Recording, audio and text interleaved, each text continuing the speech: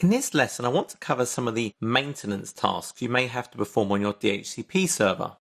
So by default, remember when we looked at the server properties, every 60 minutes a backup of the configuration, the leases, is performed for us. So if I actually go and look on the file system, I can see I have my DHCP log files and I actually have the DHCP database itself. And then every 60 minutes, a backup is taken into this safe location. So if something happened, I know I have a backup of at least 60 minutes time. I can also force a manual backup just by right-clicking and saying backup. Likewise, I can perform a restore as required.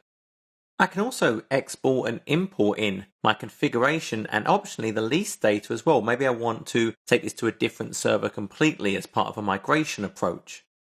So using PowerShell, I can actually use the export DHCP server commandlet, the file I wish to export to, so I'm just going to say ctemp dhcp config.xml. I'm going to export all of the scopes, so I don't need to name them, but I do want to export the leases as well.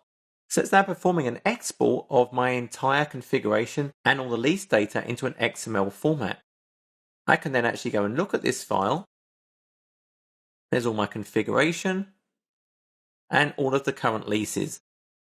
I could then import this into my new server using the import-dhcp server commandlet.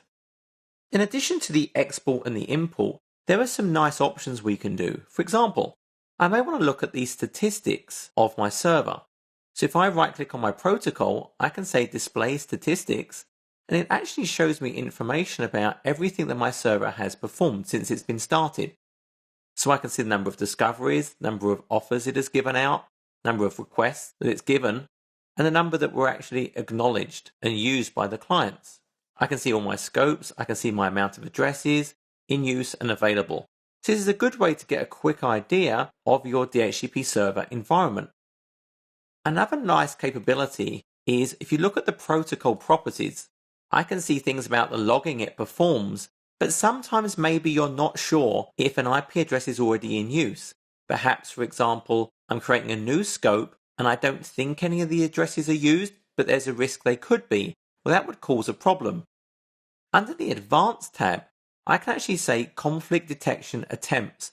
So what this does is before it gives out an IP address from its scope, it does a check on the network to see, well, is it already in use? And it's trying just once, but I could try multiple attempts. As long as this comes back clear, it can then give out that IP address. You'll notice I can also set that DNS integration, that network access protection integration, my use of filters, and that failover relationship. Those same type of statistics are available at a scope level as well. I can say display statistics for information on the detail of this particular scope. Now in terms of administration, I can do some delegation of who can manage my DHCP server. So if I look at my machine, I have DHCP administrators and DHCP users. So a DHCP administrator, whoever is in this group, can perform any action related to DHCP. They can create scopes, modify them, all of the management. A DHCP user is someone who has read-only access to the console. So they can still fire up the DHCP console, but they can't change anything. But they can go and view configuration, the leases. So if, for example, you had an auditing requirement, you could give the auditors the DHCP user membership to let them see all the configuration of the DHCP. Finally, we have the log file. So if we actually go back to the DHCP database, System32 DHCP, we actually have log files. Each day has its own log file, as you can see. So this is just a text document. And essentially in here, I can go through and it's in a comma delimited format, and it's giving me information about the actions gone on from this DHCP server. So again, should I need to audit, find out what happened on this server, I can go through these log files on a day-to-day basis and track all the activity of this server. In most environments, your DHCP service will be mainly pain-free. Once it's up and configured, you've configured the replication to keep it highly available, you really shouldn't experience many problems.